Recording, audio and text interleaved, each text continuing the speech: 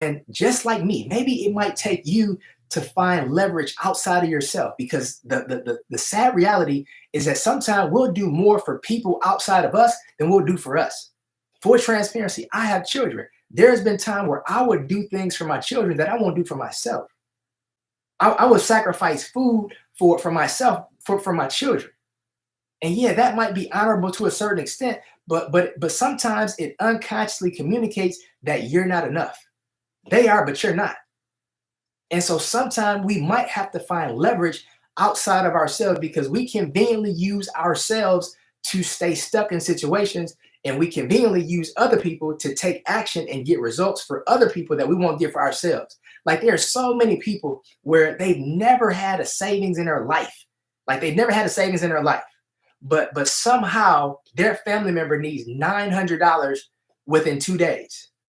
Even though this person does not have a savings, they have no money at all, they figure out some kind of way to get 900 more dollars than they currently have for their family member. But they couldn't go and get the $900 to put into their savings.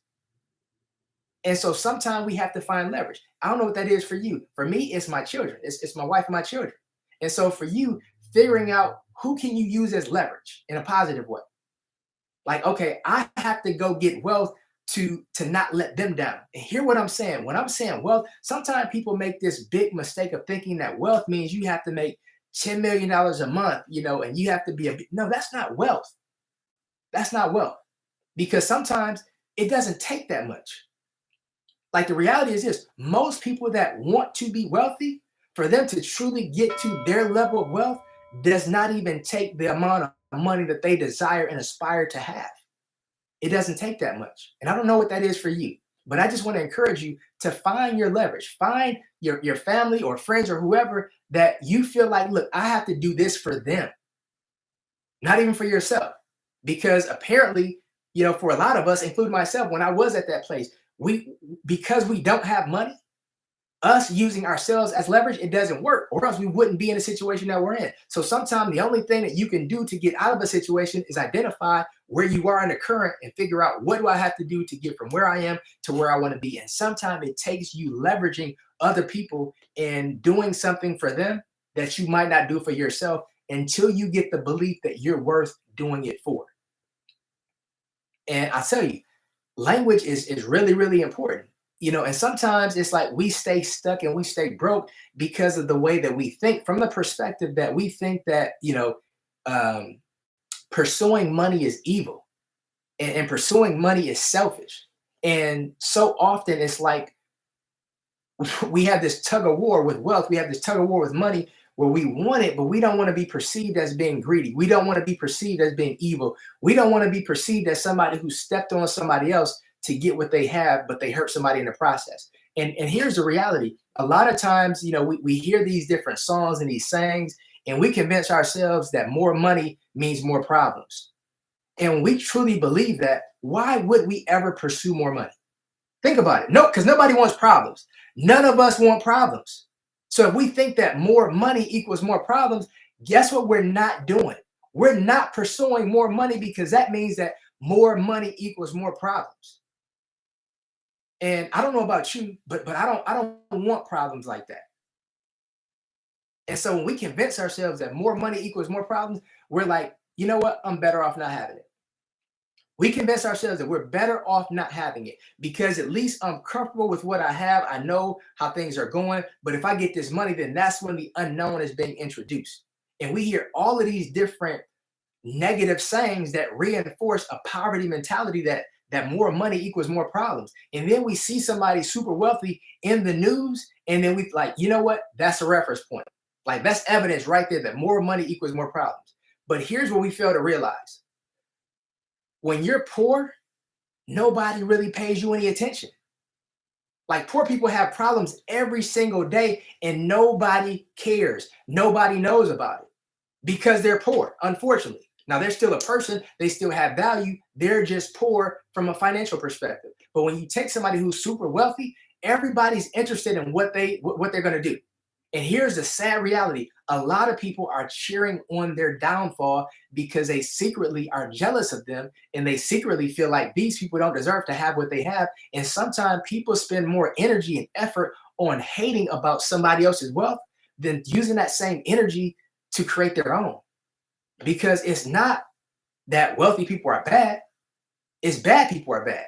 It has nothing to do with their wealth. Because no matter who you are, if you're good when you get more money, you're just going to be a better person. But if you're a bad person, you get more money, you're just going to be a worse person. Money does not define who you are, it just amplifies who you already are. Like it doesn't change you. Money does not change you, it just amplifies who you already are. And so when we convince ourselves that more money equals more problems, then there's no universe in which we live in where we're ever going to pursue more money, because who wants to ever have more problems?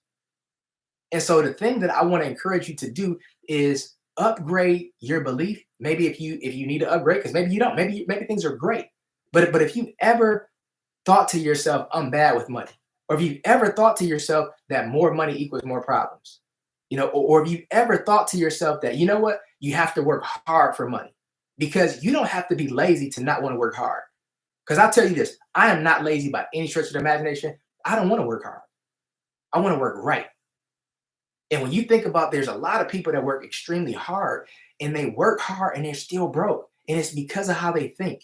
Because sometimes thinking is the hardest job that most people never do. Because when you just give yourself time to think about ways where you can make a lot of money in a shorter period of time, you might get better results with making money than if you work somewhere really hard constantly.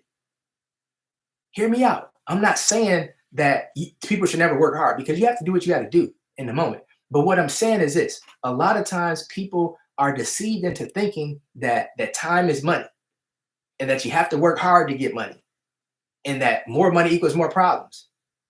And all of those things are contradictory. And people that believe them, it causes internal conflict to just spill over into their lives and spill over into their bank account, because there's so much conflict around getting more money. Because guess what? When we get more money, we're going to have more problems. If we want money, we have to work hard for it. And so when we think about these different lies that we've been told, that even the lie about money is time.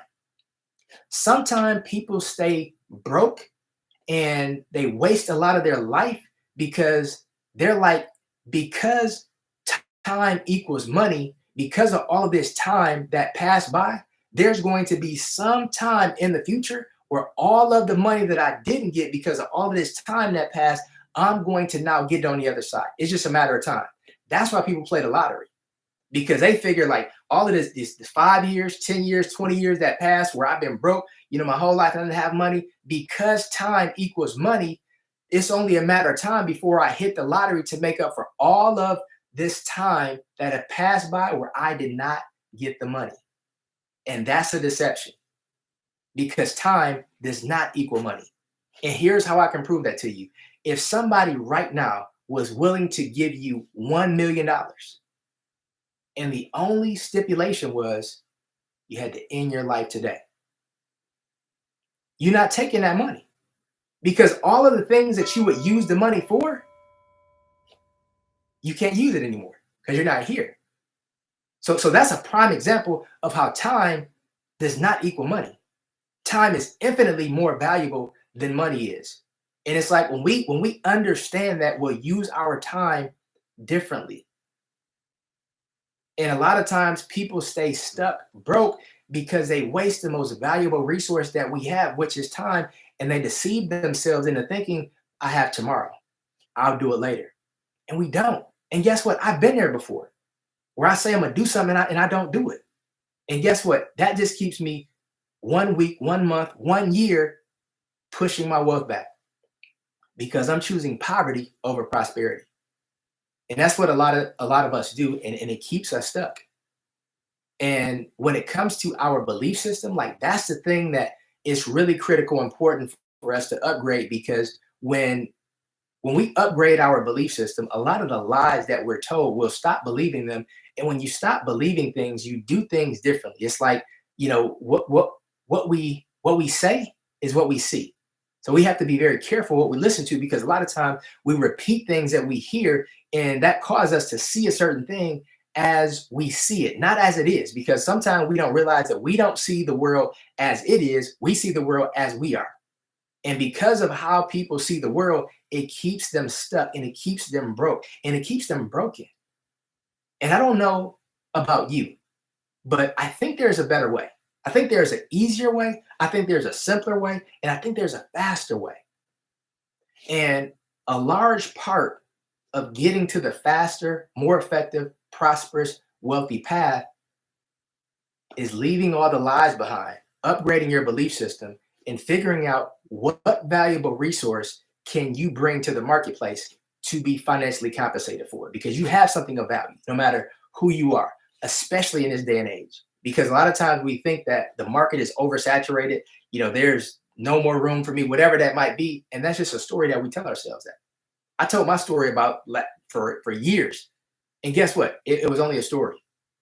And so when it comes to getting out of poverty and not being broke, one of the first things that is important for you to understand is becoming the person who has money, becoming a person who has wealth, becoming a person who's comfortable with having six figures, becoming the person who's not impressed by having this amount of money in their bank account. Because when you just expect it, it's no longer something that impresses you. It immediately becomes a standard.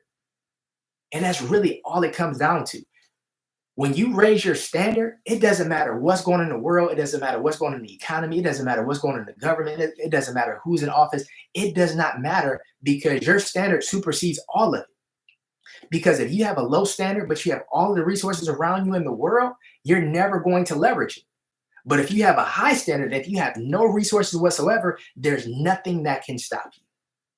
And so I want to encourage you to upgrade your standard and truly believe that you have the ability, and more importantly, that abundance is your birthright. Wealth is something you're supposed to have, and broke is a state of mind, and it's only something that you're temporarily overcoming.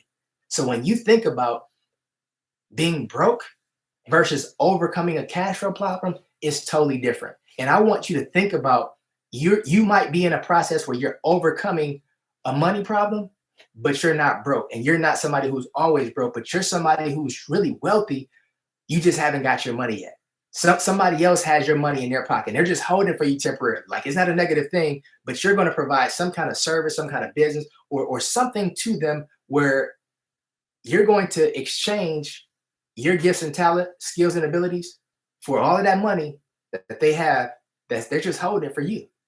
And understand that it can happen a lot quicker than you think, especially when you upgrade your belief system and you upgrade your standard.